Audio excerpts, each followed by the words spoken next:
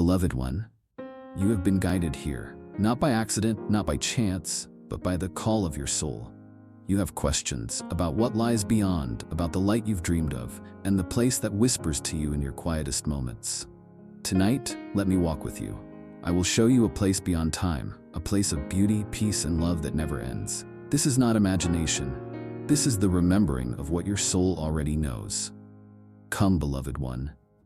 Let me take you on a journey through heaven. Hello, my dear friend. Have you ever wondered what really happens when we leave this life behind? Not the stories we were told in Sunday school, not the pictures of clouds, harps, or punishment, but the deeper truth, the soul truth. What if heaven isn't a far-off place at all?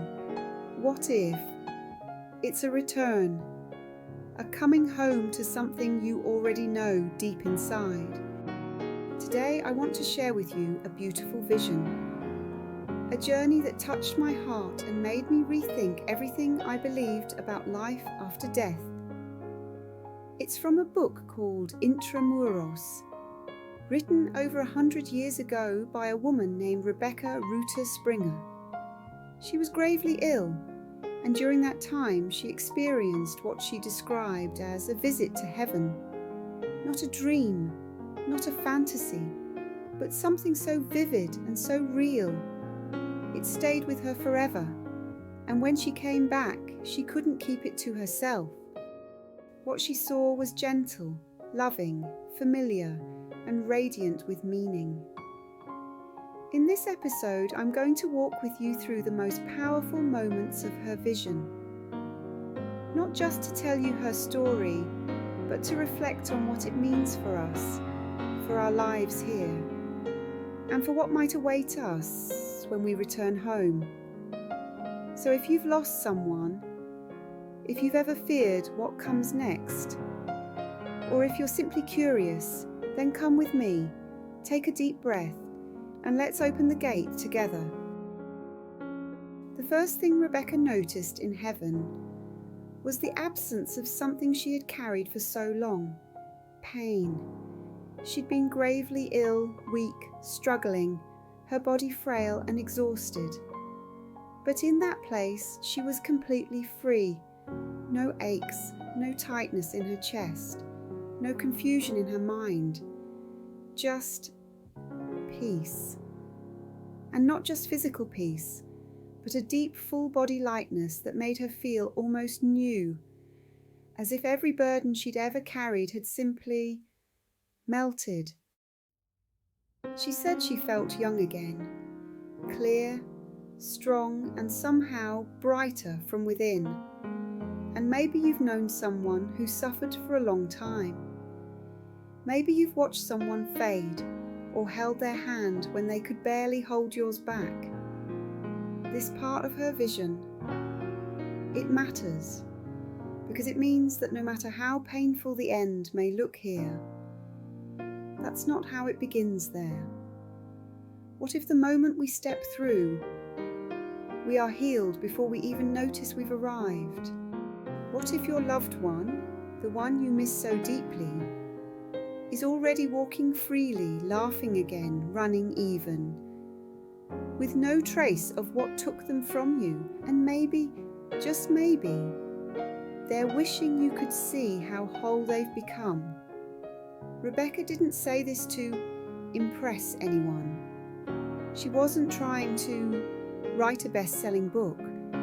She was just trying to describe the indescribable, to tell us that beyond this fragile world, there is rest, there is renewal, and above all, there is no more pain. One of the most surprising parts of Rebecca's vision was how familiar everything felt. She wasn't standing in some strange, unfamiliar realm.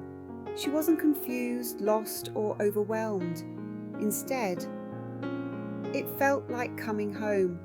Not a home from this life, but a deeper home. One that her soul remembered, even if her mind did not. The path she walked was peaceful, the gardens were beautiful, and every step brought a sense of recognition, as if she had been there before, as if it had always been waiting for her return. Even the people she met, some she hadn't seen in years, some she didn't even remember clearly from her earthly life, all greeted her with a warmth that made her heart ache with joy. Have you ever had that moment, a sudden déjà vu?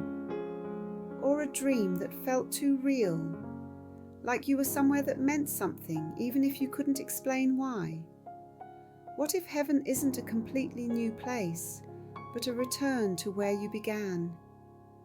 What if your soul holds memories you can't access now? Memories of walking those gardens, of hearing music that speaks not to your ears, but your essence. Rebecca described the atmosphere as pure and welcoming, like stepping into a world made of love itself. She wasn't a stranger there. She was known deeply, instantly, and without needing to explain who she was. And maybe that's the most comforting part of all. That when our time comes, we won't need a map. We'll be guided, recognized, remembered. Because heaven is not a distant land. It's a homecoming. When Rebecca opened her eyes in heaven, she wasn't alone. The very first face she saw was someone she loved deeply, her brother. He had passed years earlier, but there he stood, healthy, radiant, joyful. As if no time had passed at all, he didn't need to say a word. His smile was enough, and in that moment, all her fear disappeared, because love was there, waiting. Not in some distant place, not behind clouds or gates, but right there holding out a hand. He didn't rush her. He didn't ask questions or overwhelm her. He simply welcomed her, the way a loved one does when you've been gone a very long time. And maybe that's something you've worried about. Will it be frightening? Will I be alone when I die? But Rebecca's story gently tells us, no, you are never alone. You are met with love, with joy, with understanding. Whether it's a parent, a partner, a child, or a soul you barely remember from this life, someone will be there, because no soul crosses that threshold without being known. And for those who have lost someone, this moment offers something deeper than comfort. It offers reconnection, because if they were greeted in this way with such tenderness, then they are not lost, they are home. And one day they'll be the one smiling when you arrive. Rebecca didn't describe a dramatic moment of judgment or fear. She described a welcome, a reunion, a soul-deep recognition that said, you are safe, you are loved, you are home now, and I don't know about you. But I find so much peace in that thought. And for those who have lost someone, this moment offers something deeper than comfort. It offers reconnection, because if they were greeted in this way with such tenderness, then they are not lost, they are home. And one day they'll be the one smiling when you arrive. Rebecca didn't describe a dramatic moment of judgment or fear. She described a welcome, a reunion, a soul-deep recognition that said, you are safe, you are loved, you are home now, and I don't know about you. But I find so much peace in that thought. As Rebecca moved further into heaven, what she saw was not just light or mist or choirs of angels. It was life, real, meaningful life. There were homes, not mansions made of gold, but beautiful dwellings tailored to the soul. Soft gardens, delicate flowers, flowing streams of light and water and places filled with peace, but also with purpose. She wasn't wandering in some dreamy haze. She was being shown that heaven is a place where we live. She saw people tending to gardens, not because they had to, but because it brought them joy. She met souls learning, growing, creating, not for achievement, but for the pure expansion of the spirit.